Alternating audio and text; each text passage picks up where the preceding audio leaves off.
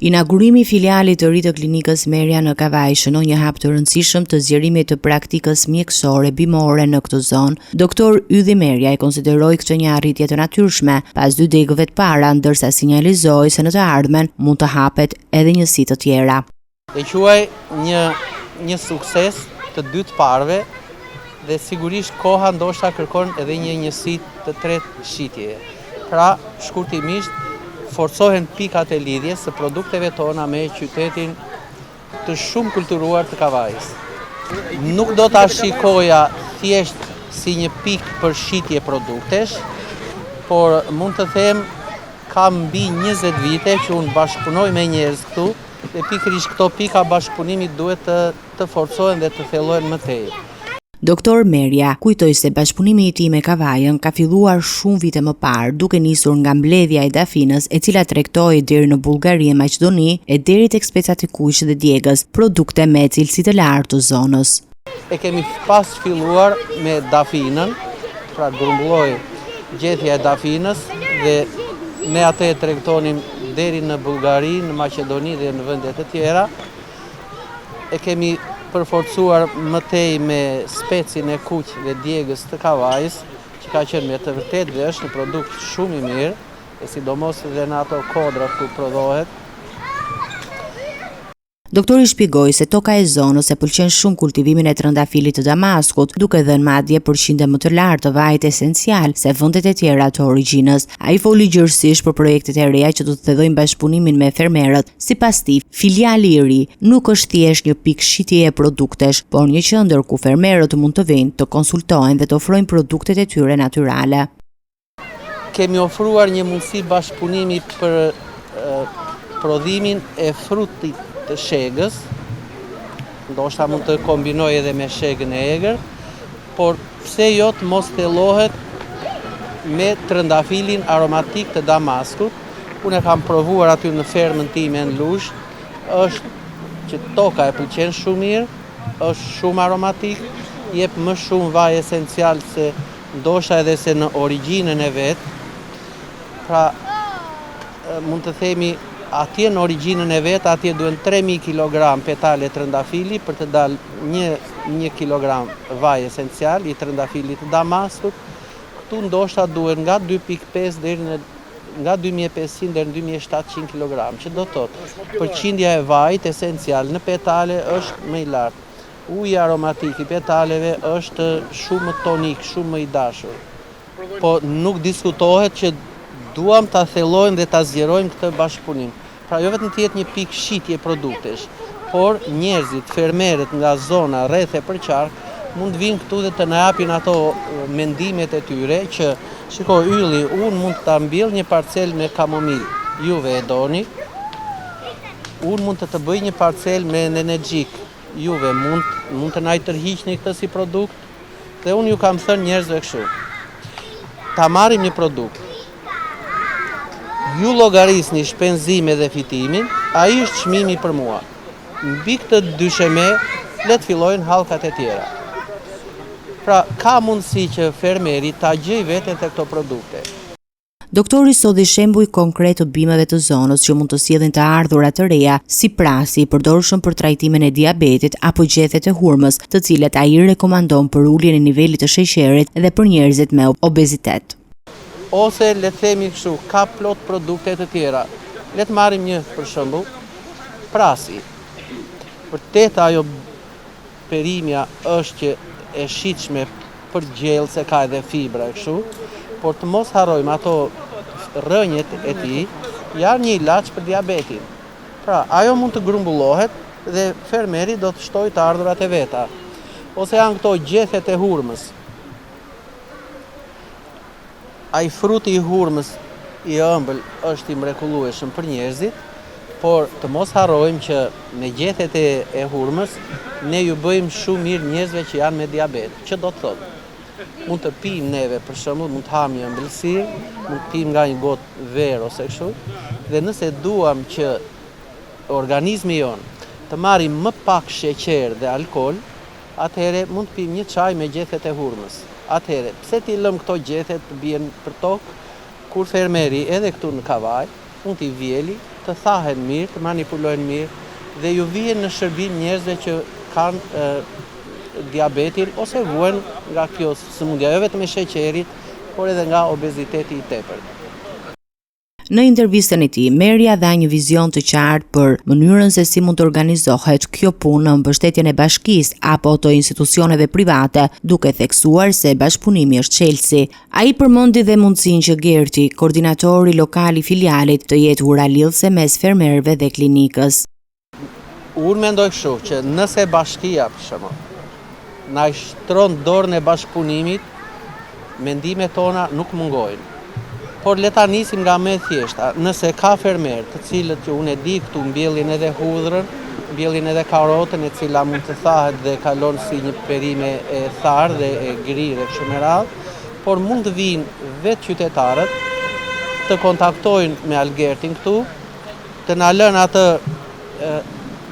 ne kemi bashkëpunim me Kaval, por për ta theksuar edhe një herë këtë gjë. Pra, për ta zgjeruar, le të ngelet kjo pika këtu, si edhe pika tjetër në Kavaj ose edhe dy të tjera. Ne qëndrojmë më afër njerëzve. Por ne do t'ju qëndrojmë më i shpejt, më i afër. Njerëzve shumë afër edhe me mendimin tonë. Pra, le të shërbej përvoja jonë prej, mund të them, 25 vjetë thjesht vetëm me bimët mjekësore. Algerti do t'a ketë krahun e lirë për fëmijët me 10, por dua t'i pyes pak unë se kam qenë mësues shumë i mirë. Pra, është me të vërtetë ai brumi shumë cilësor i 10-s dhe atëherë ai do të jetë sa më inteligjent jetë, aq më i privilegjuar është te klinika Merja, që dora jon këtu do të jetë Algerti. Nëse kemi një fermer që do me të vërtetë të kultivoj 5.000, 10.000 metra katror mendër në energjik, mendra është në energjiku. Borzilok, Borzilokun. Farliri e të tjera.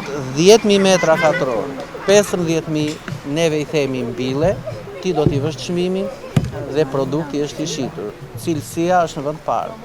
Ne kemi në Lushnjë, tek ferma jonë dhe tek të tjerat, që na mbjellin farën e zezë, farën e lirit. Nuk vë unë çmim, e vë fermeri. Pra, kaq është çmimi i farës së zezë. Ka plot që thonë, shiko, fara e zezë nuk bëhet Shqipëri. Ata nuk e njohin Shqipëri. Në Kukës e kam gjetur, në vendlinjen time, ajo që quhej dikur talla e zezë, ajo është fara e zezë. Bëhet shumë, shumë mirë. Në Lushnjë, në Ferras, ku kam unë një fermë, në Sopës, edhe në vendet e tjera, fara e zezë, fara e lirit, fara e sinapit, të zi dhe të bardhë. Është ajo që përdoret për këto dhimbjet e kockave dhe të kyçeve. Pra, ekzistojnë plot mundësi. Pa e hequr vëmendjen edhe nga trëndafili i Damaskut, roza damask. Ose kushdo që mund të futet, fara të gjënde nuk është as pak problem. Mund të përmendim edhe një bim tjetër, është asparagus, bima e jetëgjatësisë. Ajo mbarshtrohet shumë mirë edhe në vendin tonë nëse do ta mbjellim. Pra, fermerit i ofrohet mundësia, produkti është i shitur dhe ne do të bëjmë një punë binse dhe sqaruese që njerëzit ta marrin dhe ta konsumojnë për shembull këtë produkt në kuzhinat e tyre për rritjen e jetëgjatësisë. Ne mjafton që të qëmtojmë, të zgjedhim edhe nga jashtë botës, cilat janë ato bimet më të mira për shëndetin e njeriut, dhe ajo nuk ka nevojë të importohet nga jashtë. Doktori ndaloi edhe tek potenciali i madh i Kavajës për kultivimin e farës së zezë, farës së lirit, sinapit të zi, trëndafilit të egër, por edhe bimëve të tjera të cilët kanë treg të sigurt e të garantuar. Atëherë, duke filluar që nga majdanozi, që nga mendra e butë, mentha piperita, borziloku, aromatik, mund të mbillet ky trëndafili i egër, mund të mbillet një përvojë shumë e mirë është mbjellja kultivimi i trëndafilit të egër. Mjafton njeriu të ketë tokën, e mbjell një herë dhe dembel tër jetën, ajo është e shitur jashtë shtetit. Pa diskutim, janë të shitura. Sot, si kur të kemi 100 ton trëndafil të egër, roza kanina, i tëri është i shitur.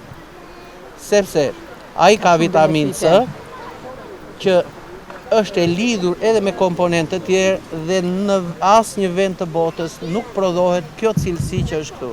Unë e kam analizuar dhe njerëzve mund të them, lere një studimin që kam bërun, lere një shpenzime që kam bërun, eja shikojeni në Ferras aty parcelën, është plot e për plot me trëndafil të egër dhe shërbimi që i bëhet është zero, është minimal, një frezë dhe asë një tjetër, vetëm vil produktin. E nëse bëhet një ferme mirë me trëndafilin e egër, 15-20 hektar, blihet një kombajn e cila të gjitha të produkt ta vjel për shembull për një ditë ose për 2. Nëse do të flasim vetëm për nevojat tona, atëhere unë mendoj që ne e kanalizojmë, e ndajmë punën e tyre në zëra, në mënyrë që produktivitetin secila familje ta ketë në vlerat maksimale. Por them këtë gjë, unë shkova në një fabrik në Gjermani, vara veshët dhe ika, sepse ai kërkonte 1500 ton domate jeshile, mund ta prodhoja unë, 2000 ton spec të kuq, 1000 ton spec djegës. Vajta, atëhere them sa për të shuar kurreshtjen. Dhe ika sepse shiko, unë nuk isha prapavi për këtë gjë, nuk e përballoja dot. Kurse trëndafilin e egër, unë e mora për të plotësuar nevojat tona, është një varietet hibrid i cili ka 2 fishin e vitaminës C në raport me trëndafilin e egër që bëhet në natyrë. 2 fishin e sasisë. Po, mundet që ne, kuptohet, në varësi të dëshirës atyre, t'ju përgatisim një set produktesh që t'ju japim energji, që nëse ju vriten këmbët, ato dhimbje t'u lehtësojnë brenda 1-2 ditësh, Ka një suport dhe i mirë. të kenë energji për në fushë, të jenë dhe të pasmurur. Jenë me energji, patjetër. Po sigurisht falas. Si edhe kanali juaj televiziv që u vu në dispozicion të këtij promocioni tonë. Merja vuri theksin se shumë gabimet mjekësore shqiptare japin rezultate më të mira se ato të importit, pikërisht sepse toka vendase ka përbërje të veçantë. Ai foli dhe për bimën asparagus, të cilën e quajti bima e jetëgjatësisë dhe që mund të kultivohet lehtësisht në kavaj. Në fund ai u rikthye tek mesazhi kryesor: produktet e kultivuara këtu do të jenë produkte në cilësi të lartë, të certifikuara dhe të garantuara që do të shërbejnë qytetarëve në të gjithë botën. Por edhe ajo përvoja tone më pashme, unë t'ju japi me vërtet ato këshillat agroteknike për kultivimin dhe për anën komerciale të atij produkti, që ai njeriu që do të merret me të do të jetë me vërtet shumë i kënaqur. Dhe ky produkt që ne t'ju ofrojmë pastaj qytetarëve, sepse do të çojmë në tryezat e shqiptarëve anë mban botës, një produkt që do të thotë Made in Albania, por origjina e prodhimit është kavaja. Po, ne kemi një produkt tonin që e themi gëzuar.